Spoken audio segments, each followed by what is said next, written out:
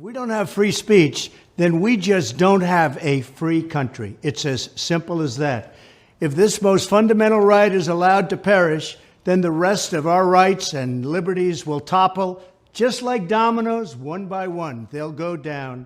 That's why today I'm announcing my plan to shatter the left-wing censorship regime and to reclaim the right to free speech for all Americans.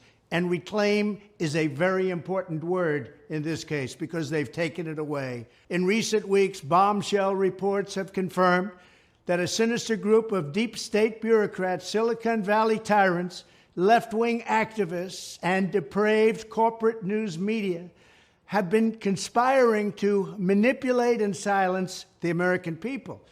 They have collaborated to suppress vital information on everything from elections to public health. The censorship cartel must be dismantled and destroyed, and it must happen immediately. And here's my plan. First, within hours of my inauguration, I will sign an executive order banning any federal department or agency from colluding with any organization, business, or person to censor, limit, categorize, or impede the lawful speech of American citizens. I will then ban federal money from being used to label domestic speech as mis- or disinformation. And I will begin the process of identifying and firing every federal bureaucrat who has engaged in domestic censorship, directly or indirectly, whether they are the Department of Homeland Security, the Department of Health, Human Services, the FBI, the DOJ, no matter who they are. Second, I will order the Department of Justice to investigate all parties involved in the new online censorship regime, which is absolutely destructive and terrible, and to aggressively prosecute any and all crimes identified. These include possible violations of federal civil rights law, campaign finance laws, federal election law, securities law, and antitrust laws, the Hatch Act, and a host of other potential criminal, civil, regulatory, and constitutional offenses. To assist in these efforts, I am urging House Republicans to immediately send preservation letters, and we have to do this right now, to the Biden administration, the Biden campaign, and every Silicon Valley tech giant, ordering them not to destroy evidence of censorship. Third, upon my inauguration as president, I will ask Congress to send a bill to my desk revising Section 230 to get big online platforms out of censorship business. From now on, digital platforms should only qualify for immunity protection under Section 230 if they meet high standards of neutrality, transparency, fairness, and non-discrimination. We should require these platforms to increase their efforts to take down unlawful content such as child exploitation and promoting terrorism, while dramatically curtailing their power to arbitrarily restrict lawful speech. Fourth, we need to break up the entire toxic censorship industry that has arisen under the false guise of tackling so-called mis- and disinformation.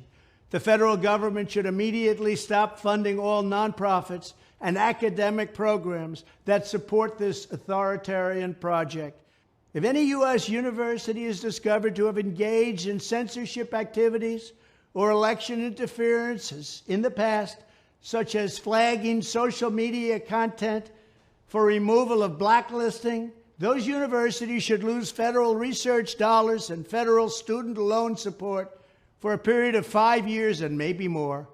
We should also enact new laws laying out clear criminal penalties for federal bureaucrats who partner with private entities to do an end run around the Constitution and deprive Americans of their First, Fourth, and Fifth Amendment rights.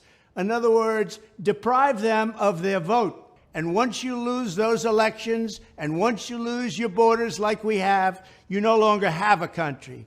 Furthermore, to confront the problems of major platforms being infiltrated by legions of former deep staters and intelligence officials, there should be a 7-year cooling-off period before any employee of the FBI, CIA, NSA, DNI, DHS, or DOD is allowed to take a job at a company possessing vast quantities of U.S. user data.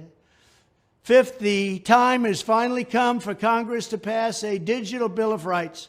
This should include a right to digital due process. In other words, government officials should need a court order to take down online content, not send information requests such as the FBI was sending to Twitter. Furthermore, when users of big online platforms have their content or accounts removed, throttled, shadow banned, or otherwise restricted, no matter what name they use, they should have the right to be informed that it's happening, the right to a specific explanation of the reason why, and the right to a timely appeal. In addition, all users over the age of 18 should have the right to opt out of content moderation and curation entirely and receive an unmanipulated stream of information if they so choose. The fight for free speech is a matter of victory or death for America and for the survival of Western civilization itself.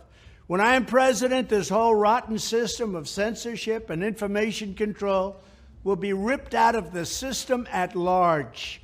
There won't be anything left. By restoring free speech, we'll begin to reclaim our democracy and save our nation. Thank you, and God bless America.